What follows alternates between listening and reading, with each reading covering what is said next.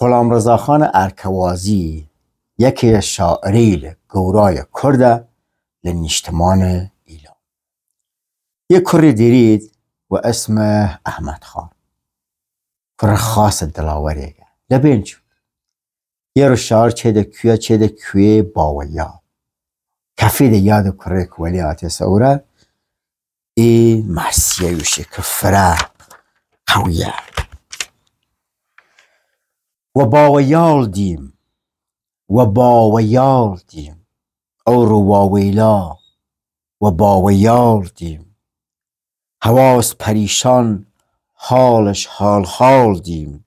سر تا پا برگش سیاز خال دیم سرقله کاوان و سیاتم دیم درختان جخم چوچوگان چم دیم داران درختان کلاقی پوش دیم کپوک هم دماغ بلبل خاموش دیم کپو و شین گال گرم و چمان مرده داشت و روی ترم و منو با و یال عهدمان کردن من خم و ایتم تا روژ مردن روله یه آثار شکارگاهتن یه جاگه کلرم شون راهتن راچو جاران دیارت نیان مرگل کو و بانه مزارت بیان گل و بانم کن گل و بانت دیم ای دنیا و کام دجمنانت دیم مقراز مرگت تجبالم کنن مقراز مرگت تجبالم کنن شور و شوق و ذوق زنگانیم سنن شو خواهم شریک تاف تیجاون یا حباب لروی دیجه گرداون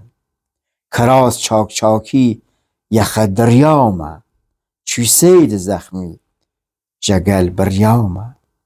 فده مکنزی آتش بارد بام بزم به همال روش سکارت بام خانه هام دلان زامم کارین الامان دردم نادیارین هرچگم میم دلالت و دل لی دلالت هیچ یکم حاصل هرچگم میم هی و فام و نیشتجا نیه دل و لام و خم و خسگت بی و پجارم بی و ایش سخت نیشت لگلارم عاجز وینه مرخ شکست بالم ملان کوان ملول جهالم دود درونم کوان تم کردن دلم خاپیرن شادیم رم کردن بیان بنورن و زاری موا و کوس کفتی دیاری موا شرط بو اندامم پلاس نشان کم شو تاسو قوقو بای قشان کم او روژ موران سرکن و گیانم نمینی جگوشت و قیل سخانم شوگار تا و روژ کارم زاری بو شعارم افغان بیقراری بو. این شعری که و خدمت دان خوانیم لکتاب دیوان غلامرضاخان ارکوازی که تحصیل و ترجمه شعری دوست شاعرمان آقای ظاهر سارایی عزیز جمع